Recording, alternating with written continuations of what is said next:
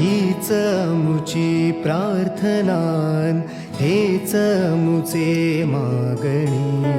हीच मुची प्रार्थनान, हेच मुचे मागणी. माणसाने माणसाशी माणसासम वागणे.